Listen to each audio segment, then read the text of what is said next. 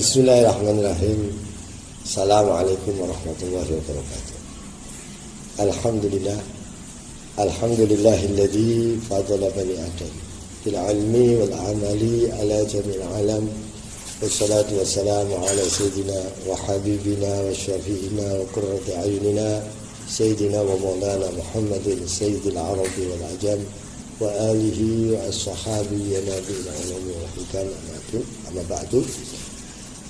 Ikhwani rahimakumullah, dimanapun berada, marilah kita pertama-tama memanjatkan puji syukur kehadirat Allah Subhanahu wa taala yang mana di malam hari ini kita masih sama-sama diberikan nikmat sehat dan afiat, terutama nikmat iman, nikmat Islam, sehingga kita masih diberikan kesempatan, khususnya kami pribadi, untuk sedikit bisa menceritakan di kaliku pendirian pondok pesantren Al-Ijabah di Keropokan Semarang Barat. Alhamdulillah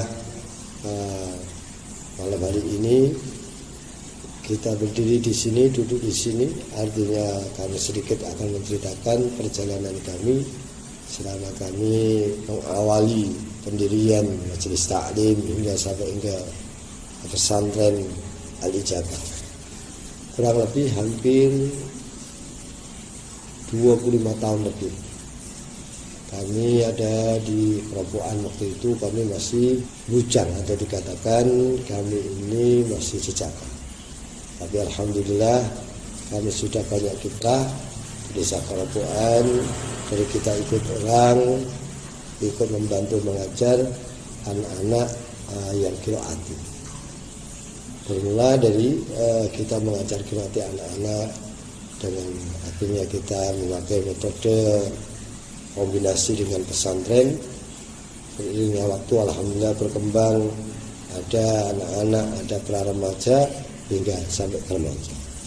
Merambah sampai hingga kita memiliki majelis taklim. Kemudian kami pindah tempat, kita ada rumah kosong, kemudian baru kita mulai membuka secara resmi majelis taklim yang menampung pendidikan untuk anak-anak khususnya yang di wilayah Keropokan. Yang mana kurang lebih 25 tahun yang lalu atau 30 tahun yang lalu di Keropokan ini hampir image khususnya warga Kota Semarang ini mengatakan bahwa Keropokan ini adalah tempat bermukimnya para anak-anak yang kurang baik. Artinya terkenal dengan dunia hitam, baik pemabuk, baik artinya dan lain-lain sebagainya. Bahkan dikatakan daerah yang sangat resek. Tapi alhamdulillah berkah dukungan guru kami, support guru kami, doa guru kami, dan doa orang tua kami, dan tentunya semangat dari teman-teman yang membantu perjuangan kami, kita tetap sabar. Karena apa yang disampaikan oleh guru kami, perjuangan harus butuh sebuah pengorbanan. Bahkan kata Imam Sya'rani dikatakan la tanalul izzata illa bimururil baliyah. Tidaklah engkau akan memperoleh suatu kesuksesan jika engkau tidak melalui beberapa rintangan. Alhamdulillah yang dulu kita mengawali dari mengajar anak-anak kecil yang notabene anak-anak kecil ini dari keluarga-keluarga yang broken, juga dari keluarga orang tua yang ada yang pemabuk dan lain-lain sebagainya. Tapi kami ajarkan, kami berikan mereka anak-anak tarbiyah, kami ajarkan yang terbaik. Berangkatan anak-anak kalau mau berangkat ngaji awalnya jangan lupa cium tangan orang tuanya, salam kalau keluar masuk rumahnya. Alhamdulillah lama-lama mulai tahun berganti tahun, mulai kampung itu sudah sedikit membaik. Artinya orang-orang tua mereka mulai melihat perkembangan anak-anaknya menjadi baik. Dia menebaknya majelis taklim ini sudah banyak didominan kaum-kaum remaja yang ada khususnya di wilayah Keropokan. Yang mana anak-anak remaja waktu itu juga anak-anak remaja yang notabene masih berkudukan. Ya, berkudukan itu juga masih banyak anak-anak yang belum istiqomah, tapi kami tampung Kadang ada yang main ke tempat kita ini, mereka yang masih berbau alkohol, kadang ada yang bicaranya kurang baik. Dan alhamdulillah kita bisa merekrut semuanya sebagaimana pesan daripada guru kami. Jikalau kau berjuang di satu tempat, maka engkau ikuti dulu budaya mereka, tapi jangan kau terkena arus budaya mereka. Karena kalau kita mengikuti metode di pesantren kita, otomatis dakwah kita akan tidak diterima di masyarakat sekitar. Alhamdulillah karena doa guru kita, kemudian supportnya, akhirnya lambat laun mulai berkembang, sehingga akhirnya kami menikah dapat orang tua. Alhamdulillah, beriringnya waktu kemudian kita membuka pesantren. Artinya pesantren itu masih kecil waktu itu, belum ada santrinya, masih dalam bentuk satu majelis taklim, belum berpikir sampai kita berpikir di dunia pondok pesantren. Tapi ternyata beriringnya waktu juga mulai anak-anak ini ada yang menghafalkan Al-Quran. Bahkan kami tidak tahu anak-anak yang datang ini dari mana dan dengannya dari mana. Justru akhirnya didominan dari anak-anak di luar kota. Ada dari Pemalang, ada dari Jakarta, ada dari Lampung, ada dari Bali, ada Kudus, ada Jepara, ada Demak, dan lain-lain sebagainya. Alhamdulillah beriringnya waktu, mereka sebagian yang sudah besar, kemudian yang sudah pulang ke rumah, menikah, berkeluarga, dan memiliki anak. Bergantilah dengan perkembangan zaman, khususnya di era tahun 2018 ke atas, karena mulai berdirinya pondok pesantren ini 2015, dan waktu itu masih ada satu santri, yaitu dari Pemalang. Kemudian beriringnya waktu pertama ada dari anak Lamongan Jawa Timur datang juga, ada anak dari Kendal datang juga, bertiga waktu itu pun berjalan hingga 1 tahun. Akhirnya dengar-dengar dari Jepara, dari Kudus, dari Demak, akhirnya pada berdatangan dari Jakarta, ada yang berdatangan, dan itu dengannya dari mana kita juga tidak tahu.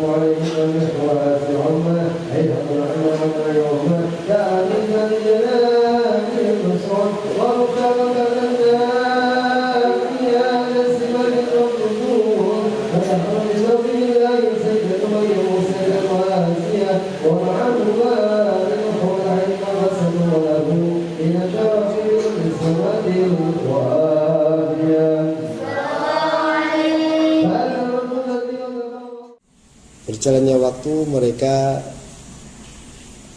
di pondok kami juga waktu itu ada beberapa ustadz yang juga mengajarkan beberapa rangkaian kitab-kitab nahwunya, fikihnya. Kemudian kami selaku pendiri yang memegang di dalam tahfidnya, pendidikan Qur'annya. Alhamdulillah hingga akhirnya di tahun-tahun 2017 ke atas hingga sampai 2019 ini ada satu pandemi yang dikatakan virus corona. Lalu sebagian mereka anak-anak yang dari jauh pulang tidak bisa kembali lagi. Di saat itulah baru berdatangan anak-anak kecil ini. Yang alhamdulillah kita sudah mulai merambah juga mendirikan, artinya berkecimpung di dalam dunia pendidikan, yaitu SD Islam Al-Hikmah. Yang mana SD itu yang dulu notabene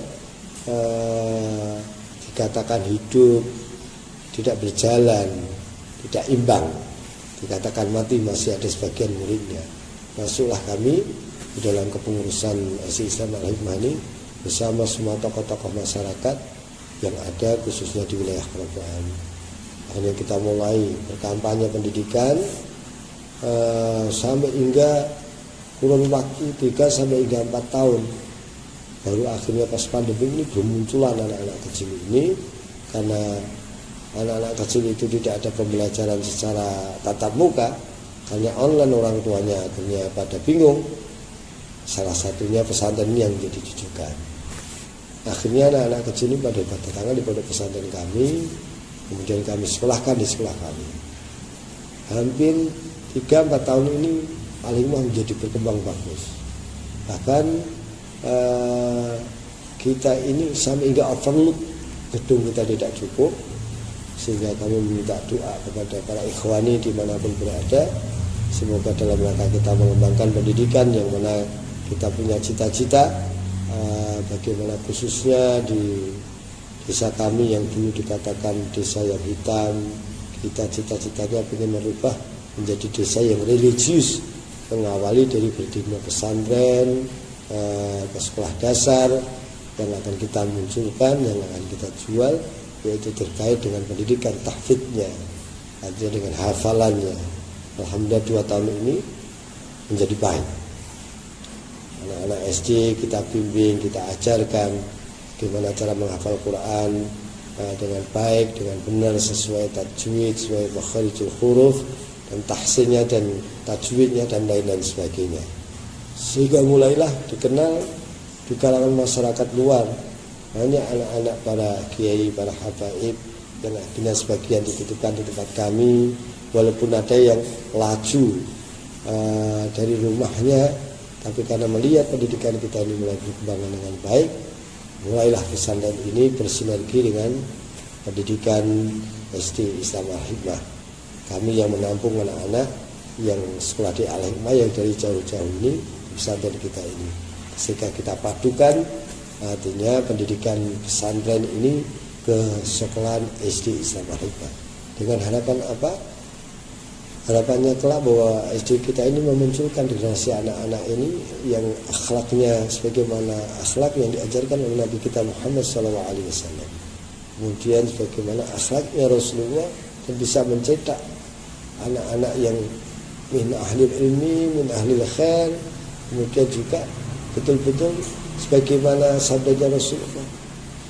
Artinya betul-betul anak-anak ini mencintai akan nabinya, mencintai akan ahlul baitnya, dan mereka betul-betul mempelajari Al-Quran, tidak hanya sekedar dibaca, tapi bagaimana kalau bisa mengimplementasikan di dalam kehidupan sehari-hari, sehingga tercetak generasi-generasi Qurani, sehingga kita membumikan Al-Quran ini khususnya di wilayah kami, yaitu di kerajaan ini. Harapannya memunculkan generasi anak-anak hufad hafizah sedini mungkin. Ya tentunya tidak lepas mohon doanya dari orang tua wali murid, guru kami, orang tua kami, teman-teman dan sahabat kami yang selalu mendukung ini, walaupun sudah berjalan hampir 2015 hingga sampai hingga ini 2022, kurang lebih hampir 7 tahun sudah bisa ada yang hafal Al-Quran 1 anak, ya sarjana, ya hafal Quran. Insya Allah di tahun 2022 nanti ini sudah ada calon-calon yang hafal Al-Quran di anak-anak yang dulu yang masih sisa anak-anak dewasa. Tapi sebagian anak-anak kecil kita yang jumlahnya kurang lebih anak-anak SD ini yang tertampung di tempat kita, yang mondok di tempat kita, anak-anak SD-nya ini hampir ada antara 40 sampai ke 50, anak-anak besarnya sekitar 15 sampai hingga 20.